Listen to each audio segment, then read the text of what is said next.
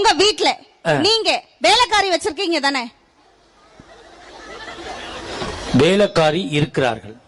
அதான் நான் கேட்டேன். எங்க ஒரு பக்கம் வச்சிருக்கிறதுனா வேற. ஓ, உங்க வீட்ல வேலைக்காரி இருக்கிறார்களா?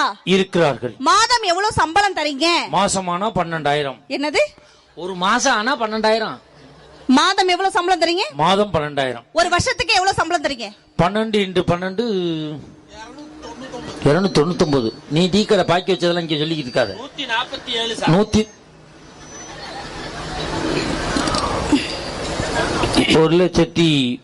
1,40,000 அந்த இது பணம் கொடுக்குறேன்.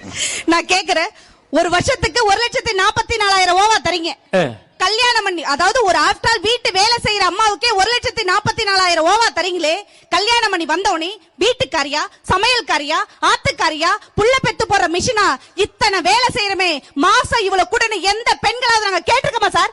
நீலாம்பூர் பெண்களை சப்போர்ட் பண்ணுங்கக்கா, கேட்டிருக்கோமா புருஷனை பார்த்து? வேலைக்காரிக்கு சம்பளம் கொடுக்கறோம், வீட்டுக்காரிக்கு சம்பளம் கொடுக்கறது இல்லைன்னு கேக்குறேன். நாங்க கேட்டிருக்கோமா?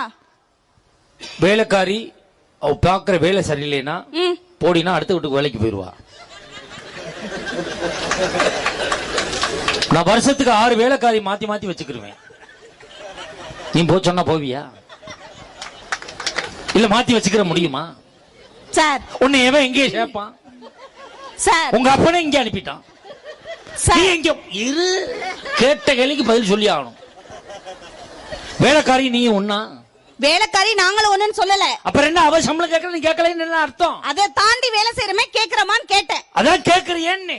நீங்க கேக்குறங்க நியாயத்தை இந்த ஊர்ல நான் நீலாம்பூர்ல கேக்குறேன். கேளு.